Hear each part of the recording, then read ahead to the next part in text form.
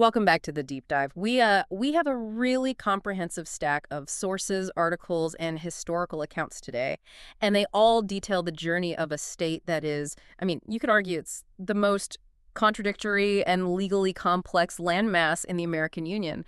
We're talking about Oklahoma. We are. And if your mental image of Oklahoma is just, wide open cattle ranges, oil derricks, and maybe the Dust Bowl, you should prepare for a complete structural rewrite of that narrative. This deep dive is going to show that Oklahoma sits at a geographic, cultural, and legal confluence that gives it this identity crisis that's both painful and really deeply defining. Right, and that core tension, it's right there in its official nickname versus its original name. You've got the Sooner State, which immediately brings to mind, speed, frontier hustle, maybe a willingness to bend the rules a bit. A bit, yeah, to seize an opportunity. But then the name Oklahoma itself, the word actually chosen for the state, it's one of profound historical intent. It's the ultimate contradiction. How so? The state name comes directly from two Choctaw words, Okla and Huma. Okla means people, and Huma means red. So the literal direct translation is land of the red man. Wow. I find that so powerful. A place defined by one of the most fraught periods of indigenous displacement in American history, the Trail of Tears, has a name that explicitly roots its identity in its first peoples. And it was not an accident, not at all. It wasn't a concession either. The name was actually proposed by Choctaw Nation Chief Allen Wright way back in 1865. This was during some really critical treaty negotiations with the federal government right after the Civil War. Okay, so what was the political play there? What was the Choctaw Nation hoping to achieve by suggesting a name that so overtly staked a claim to sovereignty, especially right after a devastating war? They were trying to create a legal and political firewall. Wright's vision was to use that name for an all-exclusive American Indian state. The idea was it would be controlled entirely by the U.S. Bureau of Indian Affairs. I mean, it was a really sophisticated vision of self-determination, a protected, guaranteed sovereign space for relocated tribes. A vision that ultimately didn't happen. It was thwarted, yeah. But the idea is still incredibly potent. Mm-hmm. And it's why a painting of that 1865 council now hangs almost like a historical ghost in the Oklahoma Senate today. And that right there, that frames our mission for this deep dive. We're digging into sources that show a state defined by this fundamental tension, the historical promise of the land of the red man versus the, I guess, triumphant, aggressive identity of the Sooner settler. Exactly. And our material today is going to challenge the flatness of that popular stereotype. Mm-hmm. Geographically, as we'll get into, Oklahoma is just a powerhouse of diversity. It sits at a confluence of three major American cultural regions, Southern, Western, and Midwestern. Yeah. And critically, it has 11 distinct ecological regions within its borders. 11. 11. And here's the statistic that should really grab you. Yeah. It contains more ecological diversity per square mile than any other state in the nation. That's a staggering claim. I mean, you think of states like California or Florida. It's true. It's really astounding. So that brings us to our core question for you, the listener. How did this land, intended for exclusive indigenous control, become the volatile, modern place it is today? Right. How did a territory carved out for forced removal, intended as an Indian state, become the Oklahoma we know, the state of land rushes, extreme weather, the oil capital of the world? And yet, even today, it contains the highest percentage of land that is legally designated as Indian country after that massive 2020 Supreme Court ruling. It's a history of constant and often violent conflict over what the land is and who owns it. So let's start there. Let's begin the deep dive into that history. Before the removal era, before Indian territory, this land wasn't empty. It has an unbelievably deep indigenous past. That's such a crucial starting point. Archaeological evidence confirms indigenous peoples were in this area stretching back to the last ice age, I mean thousands of years before any European settlement. Our sources specifically name the ancestral homes of the Wichita, the Tonkawa, and the Caddo tribes as being historical inhabitants of the region. And it's often missed in that frontier narrative that these weren't just, transient groups. There were highly advanced, complex cultures thriving here, especially in eastern Oklahoma. Absolutely. The most compelling example has to be the Spiro Mounds. This was a major organized Mississippian mound complex. It was located near the Arkansas River in what's now eastern Oklahoma. And it wasn't just a village. It was a sophisticated trade, political, and ceremonial center. How sophisticated are we talking? What kind of evidence do we have? Well, it's flourished between about 80, 850, and 1450. And excavations have turned up incredible artifacts. We're talking copper, shell beads from the Gulf Coast, even obsidian from the Rockies. This tells us that Spiro was at the nexus of a vast, continent-spanning trade network long before Europeans arrived. So this site, it proves that large-scale human settlement and complex societies were deeply rooted in this landscape, centuries before the U.S. government decided to use it as a dumping ground for displaced peoples. That context makes the 19th century policy of forced removal, the Trail of Tears, even more tragic. This ancient established indigenous landscape was suddenly declared Indian territory and became the destination for tens of thousands of people being forcibly deported. Yeah, the sources confirmed the U.S. government forcibly moved members of the Cherokee, Chickasaw, Choctaw, Muskogee, or Creek, and Seminole nations, the so-called five civilized tribes, moved them from their homes east of the Mississippi and resettled them here. And here's a crucial historical nuance we really need to emphasize.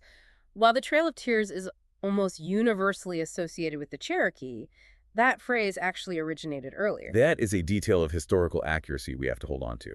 You're right. While the Cherokee removal was absolutely devastating and highly publicized, the phrase Trail of Tears actually originated from a description of the suffering during the 1831 removal of the Choctaw Nation. Recognizing that distinction, it reminds us that this entire policy was a multi-tribal tragedy that spanned decades. Can we even grasp the sheer scale of the population shock that was imposed on this territory? It was immense. I mean, just consider the Cherokee deportation alone. The sources note that 17,000 Cherokees were deported. But critically, they were accompanied by 2,000 of the black people they held in slavery. This mass migration brought entirely new and very diverse social structures into the territory. So by 1890, after all these waves of removal, this new Indian territory was home to concentrated populations of over 30 distinct Native American nations and tribes. We should probably pause here to underscore the complexity of that social structure you just mentioned. Slavery. The institution of slavery was fully integrated into the economic systems of the five tribes who were removed. Exactly. It's not a commonly taught fact, but it's essential context. Slavery in Indian Territory wasn't abolished until 1866, after the Civil War and through specific treaties with the U.S. government. And the descendants of those enslaved individuals, the freedmen of the five tribes, they later became the foundation for Oklahoma's extremely rich African-American history and the unique black towns we'll explore later on. Okay, so moving into the late 19th century, the pressure for white settlement, fueled by agricultural expansion, railroad interests, it just increased to an impossible degree. And this pressure translated directly into laws designed to dismantle the very foundation of Indian territory, communal tribal land ownership. Right, we're talking about the legislative twin hammers of assimilation and dispossession, the Dawes Act of 1887 and the Curtis Act of 1898. These acts were explicitly designed to abolish tribal governments and tribal ownership of land and forced assimilation. And the mechanism of the Dawes Act, it often sounds deceptively simple allotment, but the consequences were just immediate land theft. How did that process actually work to strip away tribal land so quickly? The process was insidious. The U.S. government took these vast swaths of communally held land and just parceled it out. They assigned individual plots, usually 160 acres, to each head of an Indian family. The land that was left over after allotment, which was often the most fertile or desirable land, was then declared surplus and opened up for white settlement and sale. But even for the land that was allotted to individuals, it must have been incredible. That's right. The most famous was the land rush of 1889, but the rushes continued for years, between 1887 and 1895. Millions of acres of former tribal lands were open to settler competition. And this desperate race-to-the-finish mentality created the term that gives the state its nickname. The tension between the land of the red man and the Sooner is now, it's personified in that very word. Precisely. The term Sooners came from those settlers who refused to wait for the legal designated start time. They illegally crossed the border into the territory before the official opening to stake their claim. They cheated. And that historically complex derogatory term representing that rule-breaking aggressive spirit of acquisition became the state's official nickname, and of course, the moniker for its most famous university teams. Before Oklahoma formally joined the Union in 1907, there was one last really serious political attempt by the tribes to retain autonomy and create a state defined by indigenous governance. That attempt was the proposed state of Sequoia in 1905. Representatives of the five tribes met, and they drew up a whole constitution for an all-Indian state in eastern Oklahoma. They named it after Sequoia, the creator of the Cherokee syllabary. It was a final, unified effort to counter the political momentum of the Dawes Act and all those settlers. And why did it fail? Congress rejected the petition. It was largely due to the overwhelming political power of the white settlers in the western half of the territory. They were pushing for a unified state that would dissolve tribal governments entirely. But that Sequoia Statehood Convention wasn't meaningless. Far from it. It provided the organizational blueprint and many of the political leaders who ended up participating in the actual Oklahoma Statehood Convention 2 years later.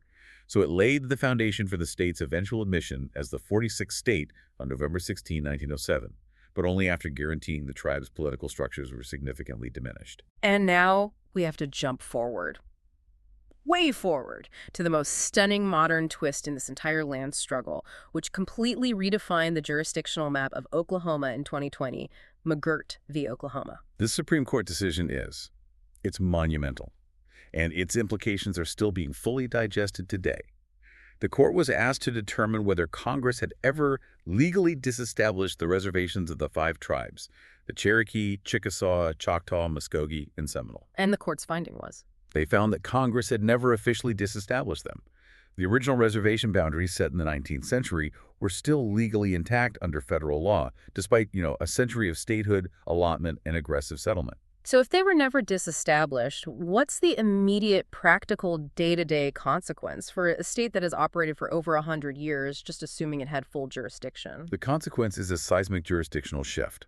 The ruling determined that this huge area, comprising much of eastern Oklahoma, including the city of Tulsa, remains Indian country for the purposes of the Major Crimes Act. Which means? It means that crimes where the defendant or the victim is a member of one of these federally recognized tribes, they have to be prosecuted in federal or tribal court, not in state court. It created instant administrative chaos. Chaos is an understatement. I mean, how did this affect the criminal justice system overnight?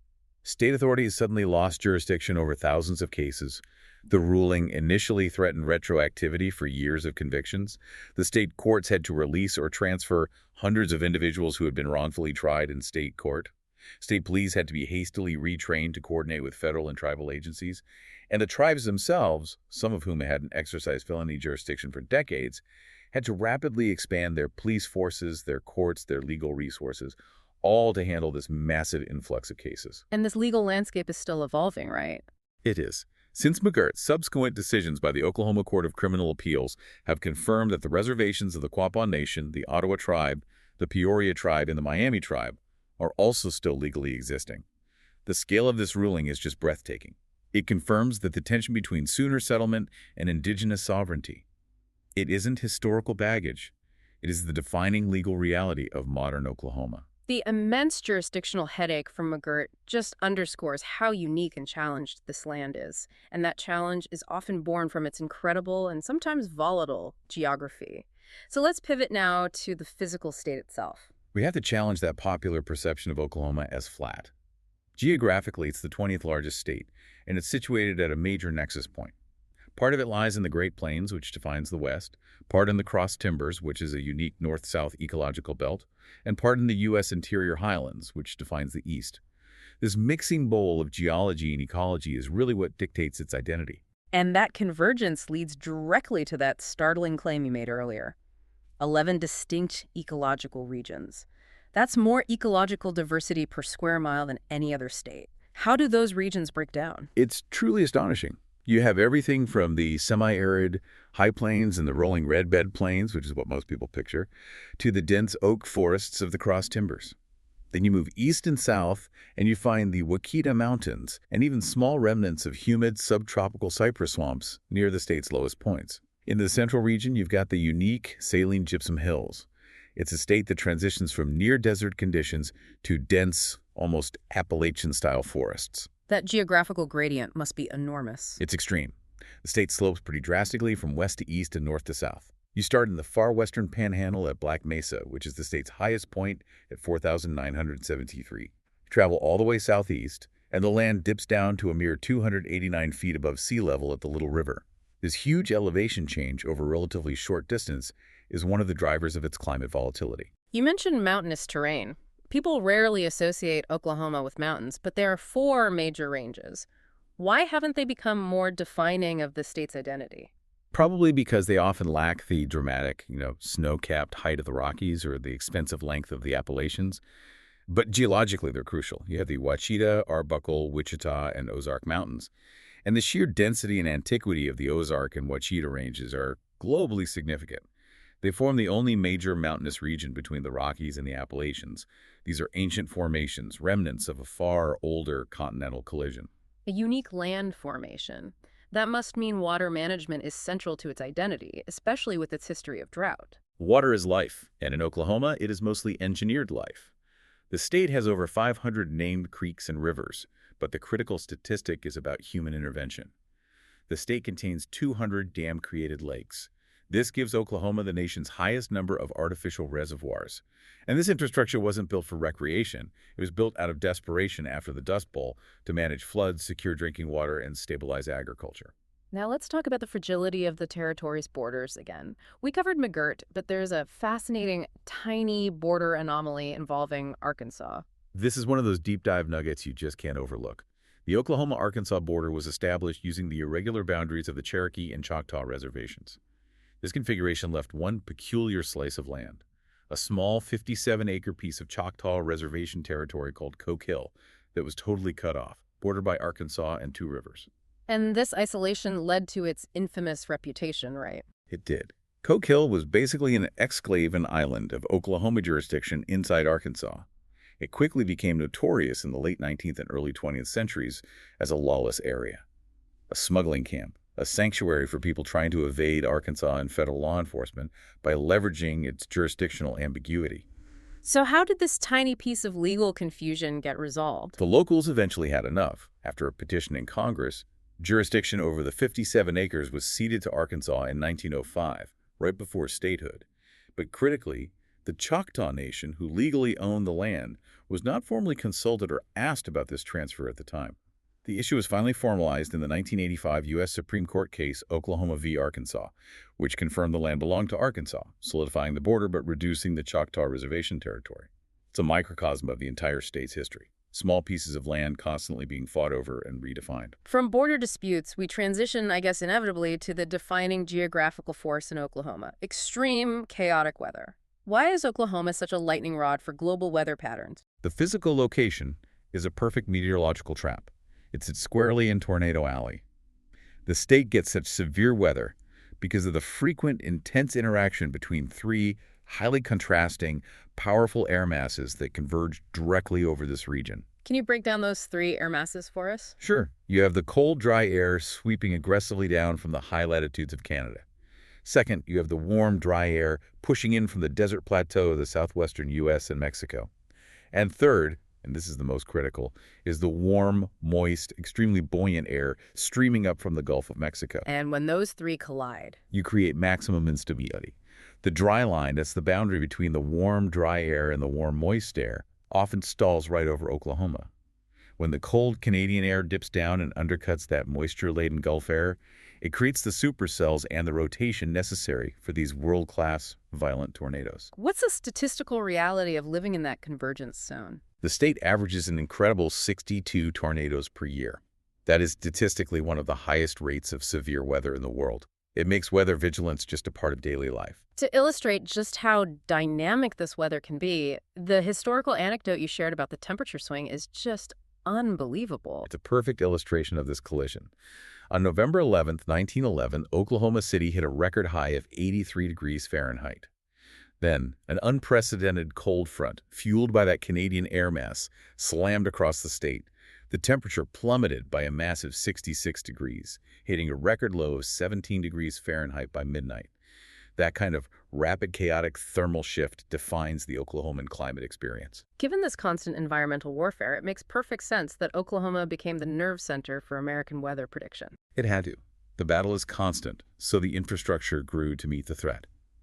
The city of Norman, Oklahoma, is the global epicenter for forecasting and research.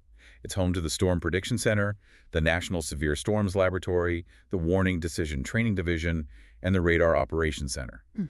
If you hear a severe weather warning anywhere in the United States, it likely originated from or was supported by technology and personnel located in Norman. The extreme landscape of Oklahoma became the arena for some extreme human drama in the 20th century. When Oklahoma achieved statehood in 1907, it was immediately thrust into the global spotlight.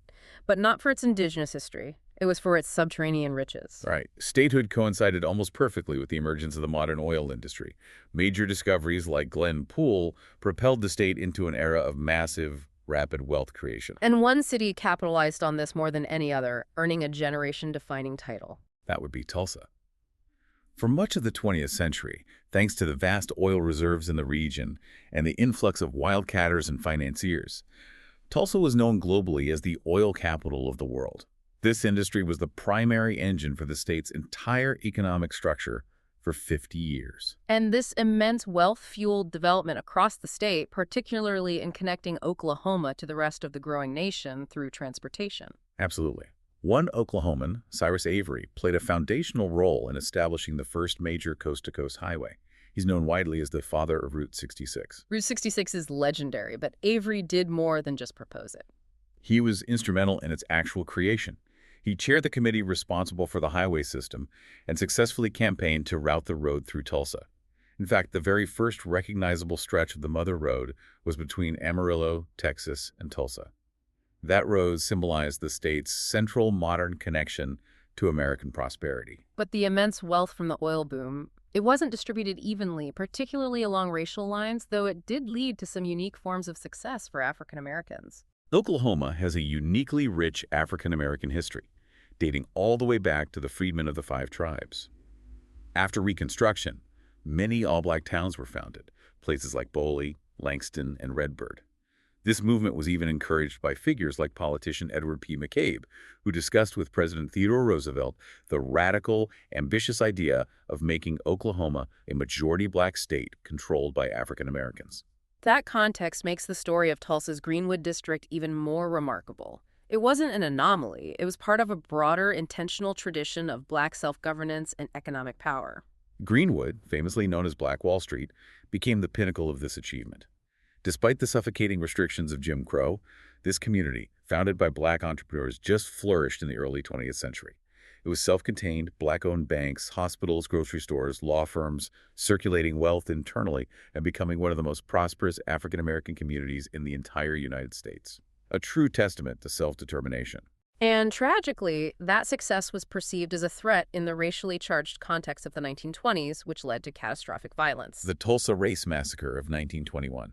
Fueled by a combination of economic resentment, white supremacy, and racial paranoia that was intensifying with the revival of the KKK, white mobs attacked the Greenwood community. This was essentially a pogrom, using aerial attacks and coordinated ground assaults. The statistics on the destruction are still shocking today. They're heartbreaking. The sources confirmed the physical toll included the total destruction of 35 city blocks of Greenwood. That resulted in $1.8 million in property damage, which is tens of millions in today's dollars. And the human cost is still debated, but estimates range widely between 75 and 300 deaths.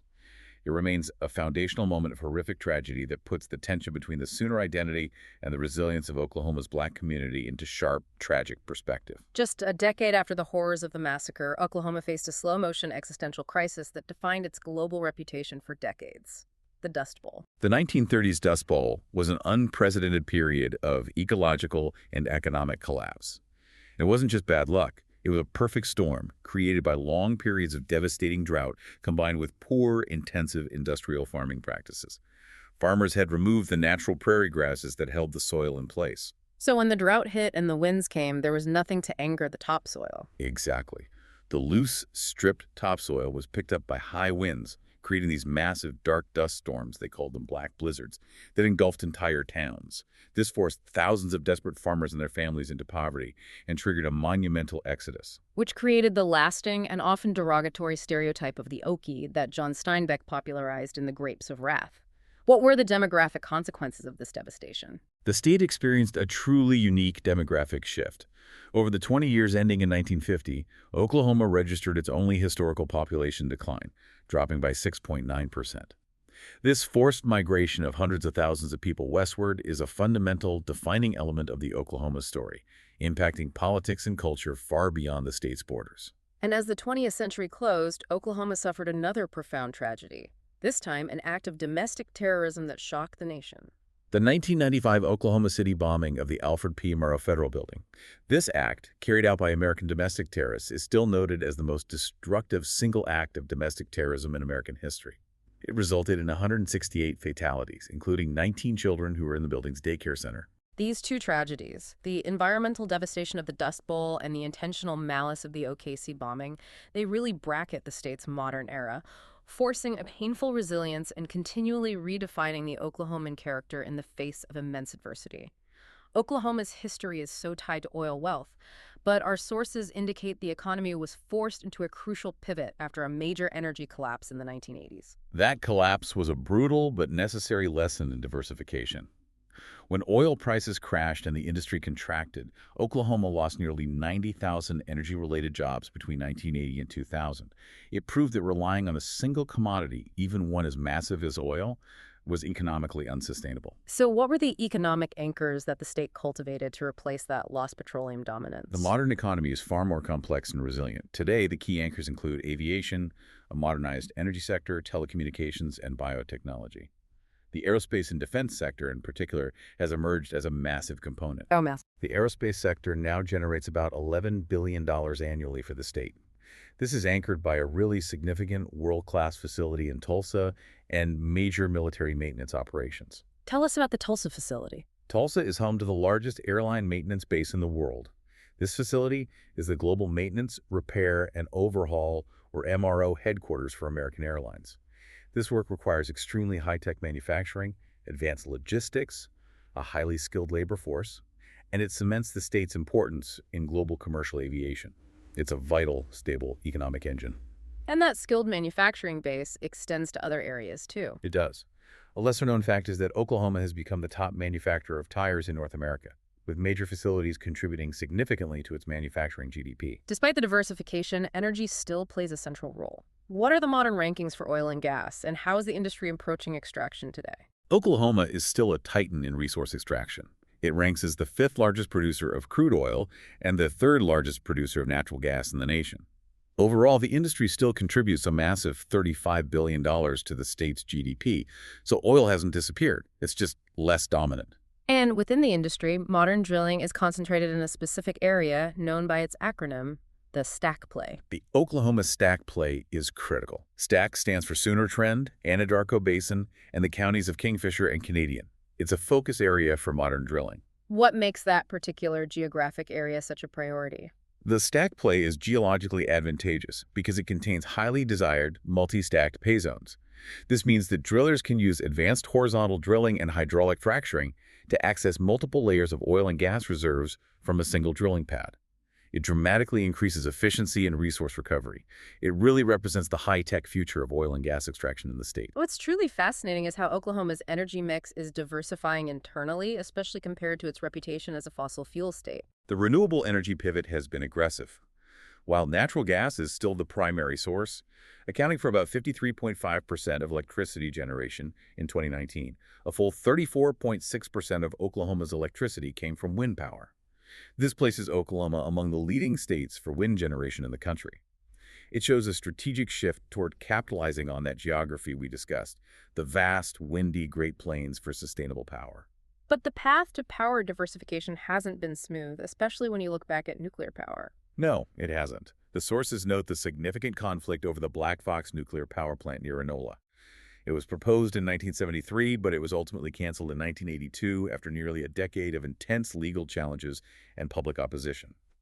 This decision was largely spurred by widespread public concern following the 3 Mile Island accident in Pennsylvania, which really reveals a moment where public sentiment decisively halted a major nuclear infrastructure project. Beyond production and manufacturing, Oklahoma's central location makes it a vital national logistics and transportation hub. It is the ultimate North American crossroads. Oklahoma City sits strategically at the intersection of 3 major interstates, I-35, I-40, and I-44, making it an indispensable artery for continental shipping. And of course, the state proudly hosts the longest drivable continuous stretch of the historic Route 66, which attracts tourists from all over the world. And what's surprising for a landlocked state is how vital its water transport network is. That's thanks to the McClellan-Kerr Arkansas River Navigation System. This federal project allows for barge traffic, connecting the state's two inland ports Muskogee and the Tulsa port of Catoosa to the Mississippi River system and eventually the Gulf of Mexico. Critically, the Tulsa port of Catoosa is designated as one of the most inland international ports in the United States. This infrastructure gives Oklahoma global reach despite being hundreds of miles from the ocean. Finally, what does the future look like for passenger rail connections? Amtrak's Heartland Flyer currently runs between Oklahoma City and Fort Worth, Texas. State officials in both Oklahoma and Kansas are actively seeking federal funding to extend that service north to Newton, Kansas.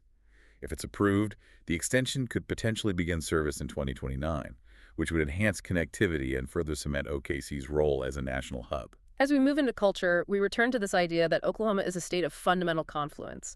The U.S. Census Bureau might officially place it in the South, but its cultural DNA is so much more complex. It's this blend of the South, Southwest, Midwest, and the Great Plains.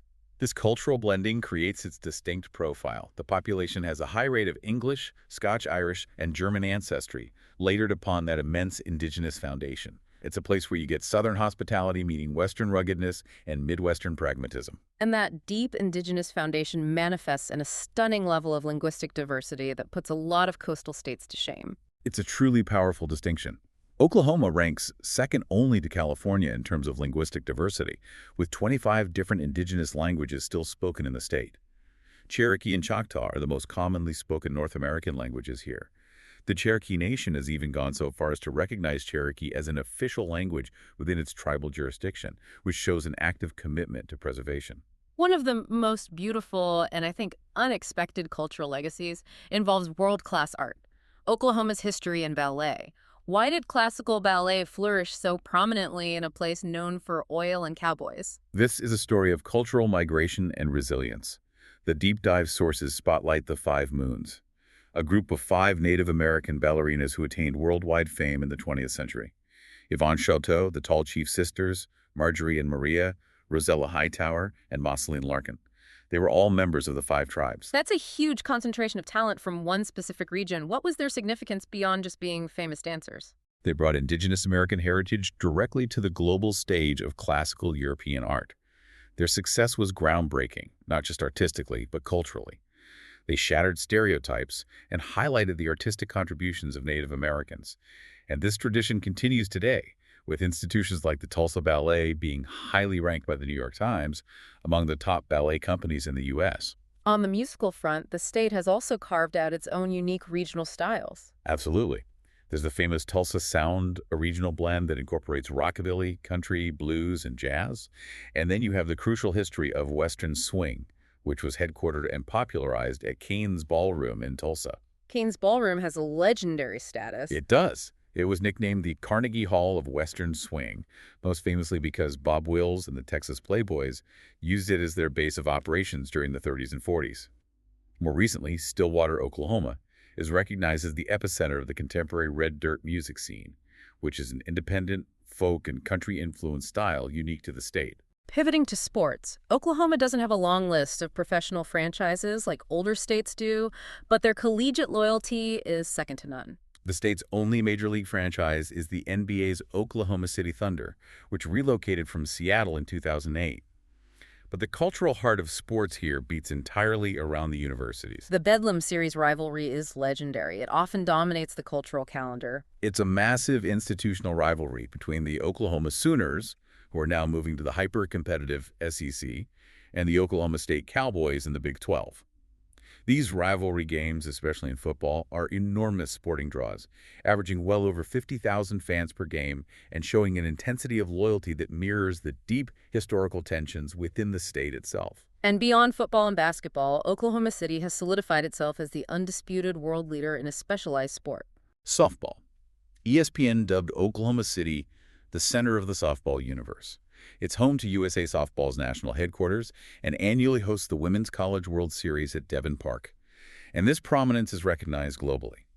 The OKC River Sport Complex will host canoe slalom, and Devon Park will host softball for the 2028 Summer Olympics in Los Angeles. And we can't overlook college wrestling, where one state university has historic national dominance. Oklahoma State University holds the most NCAA national championships of any collegiate wrestling team, with an astonishing 34 titles.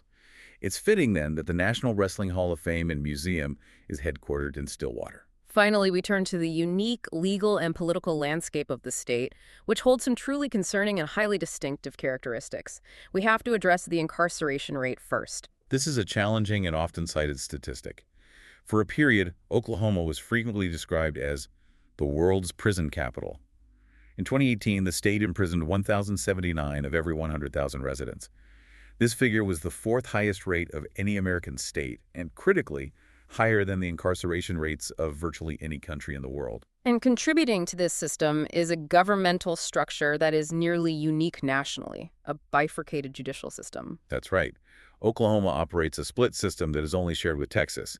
It has two separate courts of last resort. The Oklahoma Supreme Court is responsible for hearing all civil cases, while the Oklahoma Court of Criminal Appeals hears all criminal cases. That seems incredibly inefficient. Why does this system exist? What's the historical reason for this legal split? It stems from the complex history of the territorial and early statehood period. The goal during the transition to statehood was often to limit the scope of power of any single judicial body, perhaps a reaction to the chaotic legal environment of the prior decades. By explicitly carving out criminal jurisdiction and assigning it to a separate, specialized court, the framers effectively created two distinct legal paths that operate independently, which leads to unique jurisprudence in both fields. Within the state's criminal law framework, there's also a specific law that has been highlighted for its disproportionate and destructive effect on women. That is the failure to protect law. The statute is intended to punish parents who fail to stop child abuse or neglect. However, reports indicate this law has been used primarily against mothers and has had devastating results. Survivors of domestic abuse have sometimes received longer prison sentences for allegedly failing to protect their children than the abusers themselves. Can you provide some context on the human scale of this issue? The sources highlight that since 2009, 139 women have been imprisoned solely on failure to protect charges, often in cases where they were also victims of the primary abuser. This demonstrates a deep flaw in how the legal system addresses the intersection of child protection and domestic violence, often penalizing the vulnerable parent who is trapped in an abusive situation. Finally, looking at recent political trends, the state exhibits strong political conservatism, yet surprising flexibility on some key policy issues. It is unequivocally a strongly conservative state. That's evidenced by actions like the recent non-binding resolution passed by the legislature proclaiming Christ the King, scheduled for April 2025.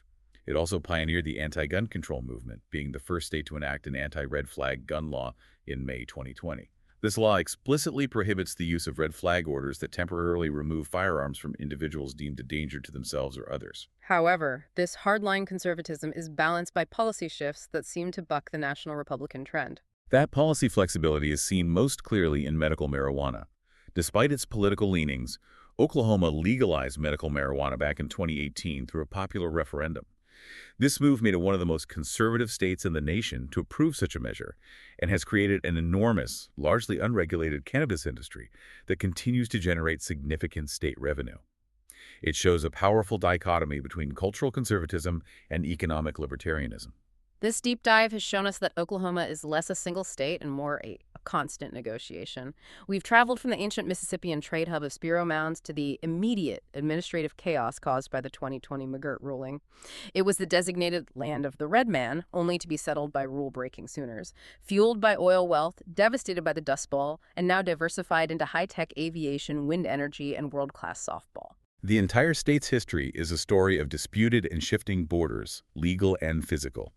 From the original concept of Indian Territory to that tiny 57-acre smuggling exclave dispute with Arkansas to the current sprawling jurisdictional map of McGirt.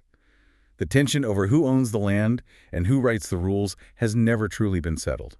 That brings us to our final provocative thought for you, the listener. We've seen the state legally forced to reaffirm the vast boundaries of tribal reservations across eastern Oklahoma.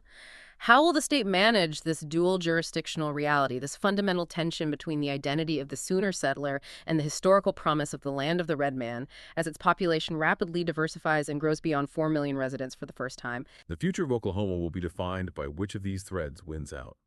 The resilience of its 38 federally recognized tribes, the legacy of oil extraction, the new dominance of collegiate sports and aviation, or the hard-won character born from extreme climate and historical tragedy.